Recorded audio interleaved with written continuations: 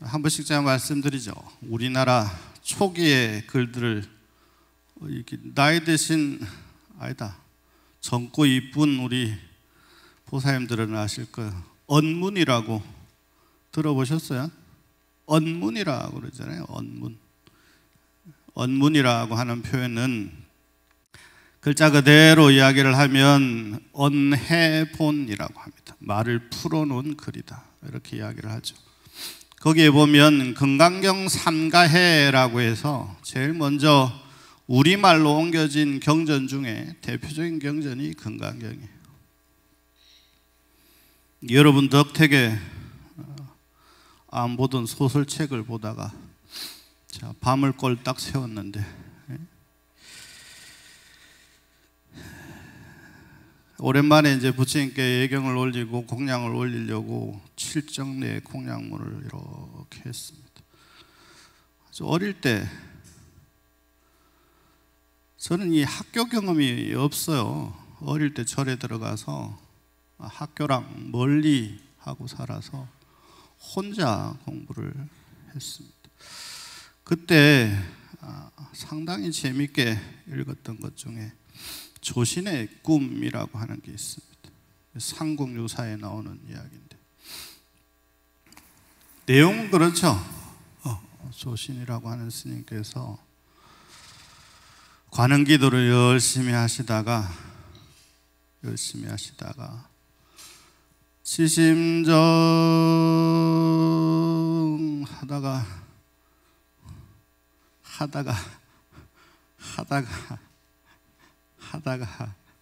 평소에 사모하던 여인을 만나서 불꽃 같은 사랑을 이루고 행복할 것만 같았던 삶이 고통으로 슬픔으로 악연으로 점철되었다가 자식을 잃는 비통함에 으악하다가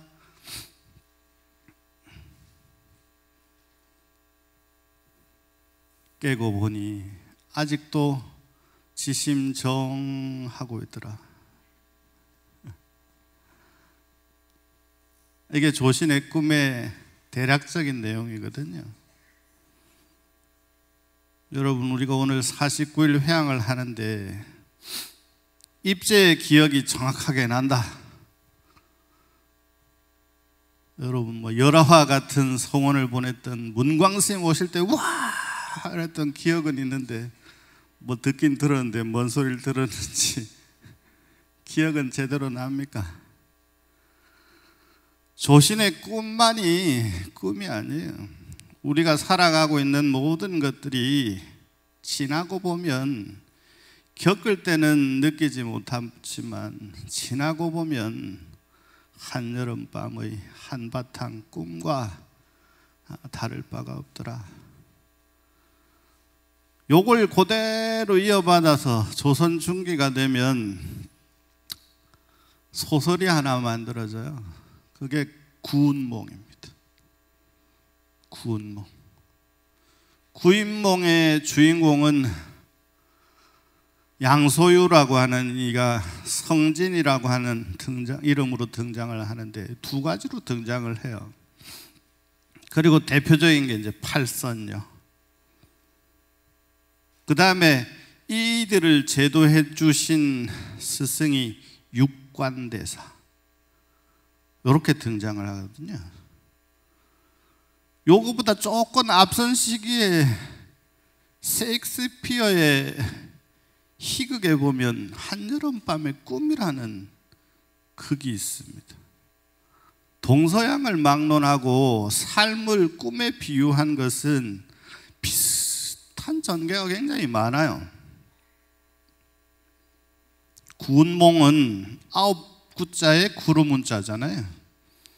성진 양소유 1명, 팔선녀 8, 합치니까 9이잖아요. 그죠? 근데 이 9이 결국은 성진 양소유로부터 시작되었다.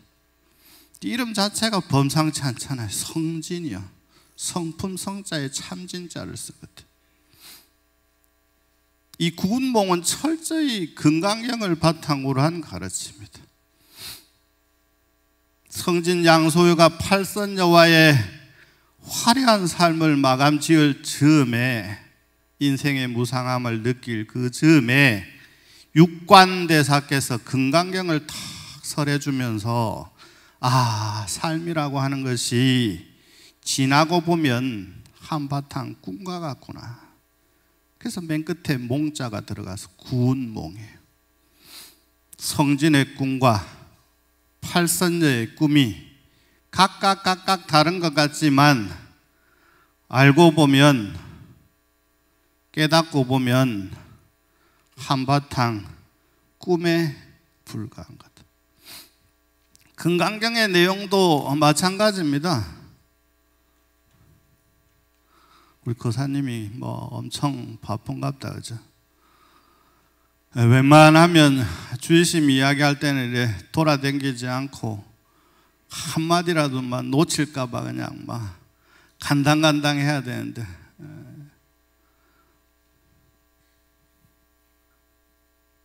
금강경의 가르침이 핵심이 어디에 있냐면 육관대사잖아요.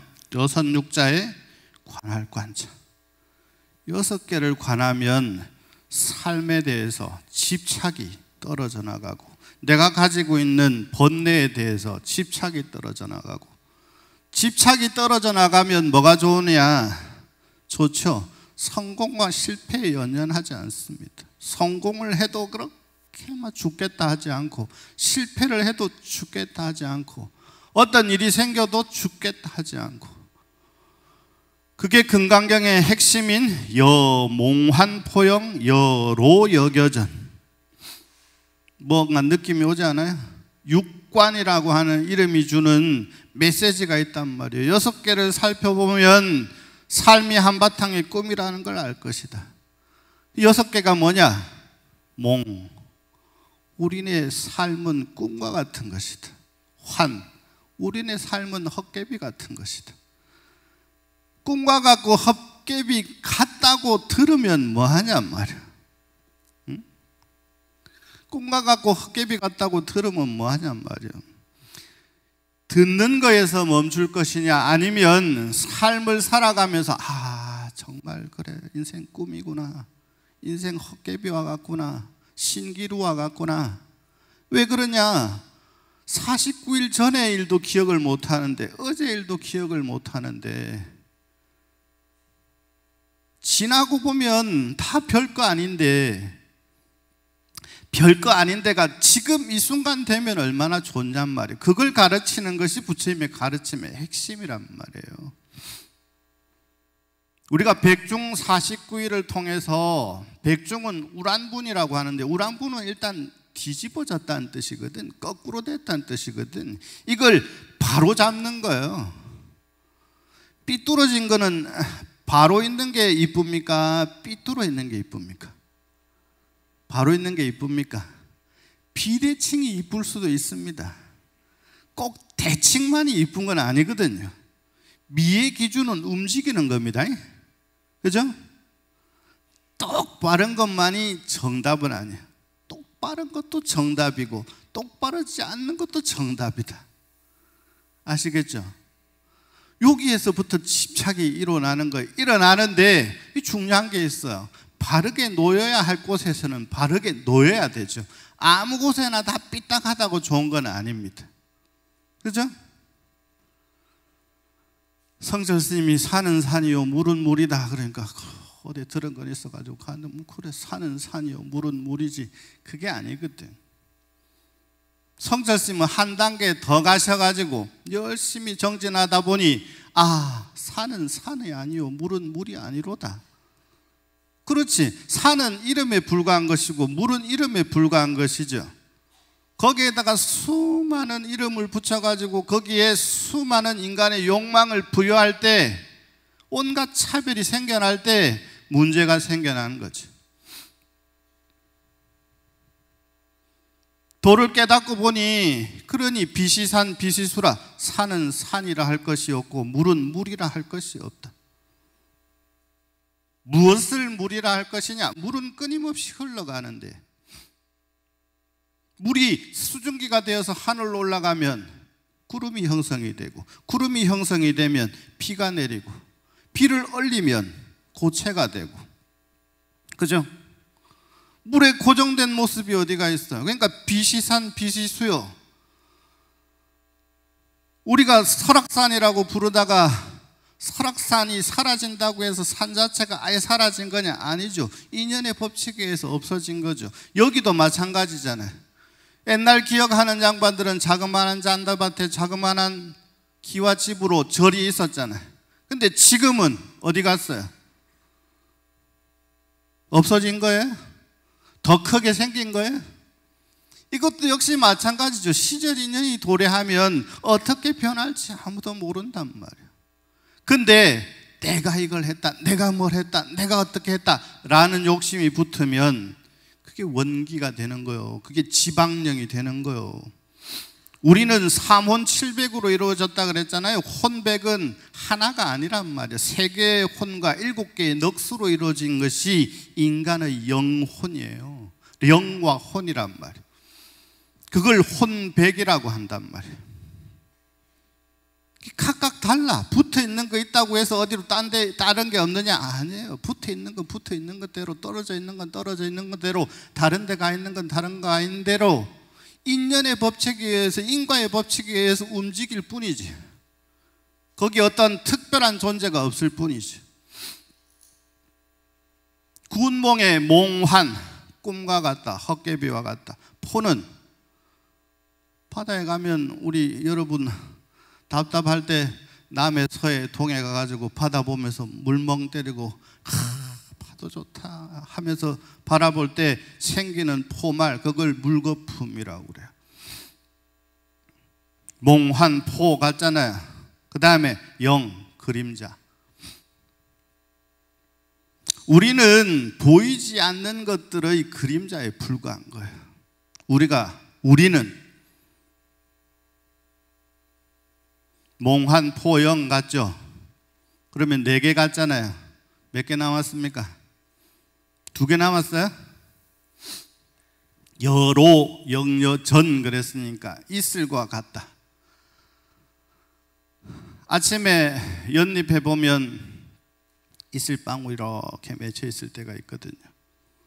빛을 받으면 반짝반짝반짝 하다가 빛이 조금 더 비추면 물방울은 있을까요?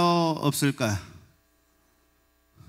이쁘니까 계속 있으면 좋겠는데 계속 있고 햇빛을 계속 받으면 타요.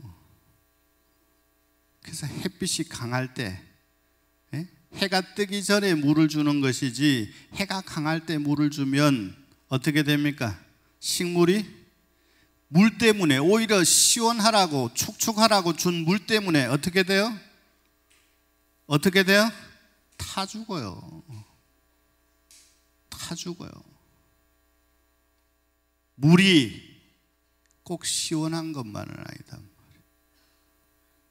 물이, 이슬방울이 보기에는 이쁘지만, 있으면 좋겠지만 때가 되면 흔적 없이 사라져야 마땅합니다. 이슬방울 같고, 그 다음에 여로 했으니까 이제 영여전, 그러니까 번개 전자 하나 남았네. 저는 여러분 별거 아닙니다. 요것도 전이에요. 왜냐하면 하늘에 수증기가 모여가지고 이 기류가 형성이 될 때 번쩍하는 인연이 만나지면 번쩍하는 거거든요. 이 선풍기가 이렇게 지금 돌아가잖아요. 뽑으면 어때요? 뽑으면 어때요? 안 돌아가겠죠? 그죠? 밥한다고 분명히 딱 앉혀놨는데, 그죠? 알고 보니까 취사 버튼을 안 눌러가지고 암만 있어도 밥이 안 익었네. 전이라고 하는 것은 한절음에 치는 번개 비유를 하긴 하지만 그런 겁니다. 꽂으면 움직이다가 빼면 움직이지 않는 것처럼 번개는 영원히 치지를 않습니다. 근데 치는 인연이 생기면 치는 거죠. 근데 거기에다가 온갖 의미를 부여를 하죠. 번개가 치니 무섭다. 번개가 많이 치니 세상이 멸망할 것 같다. 여러분, 사는 만큼 살다가 때가 되면 가는 겁니다. 근데 여기에 중요한 게 있어요. 허망하고 무상하다는 거에만 초점을 맞추면 삶의 의미가 없어지잖아요. 부처님 가르침의 핵심은 거기에 있지를 않습니다. 지금 이 순간 행복하게 사십시오 하는 것에 초점이 있습니다. 무상하니 허망하니 삶이 부질없다로 가면 안 돼요. 그러니 더더욱 재밌게 즐겁게 행복하게 언제? 지금 이 순간. 적금처럼 미뤄놨다가 행복을 찾을 수 없다니까요. 지금 이 순간 내가 지금 이 자리에서 행복하게 즐겁게 기쁘게 살아가는 것에 초점을 맞춰야 됩니다. 금강경에서 그래 스님이 법문할 때 몽환포영 로영여전이라 하더라. 다 부질없다 하더라. 이리 가면 안 된단 말이야.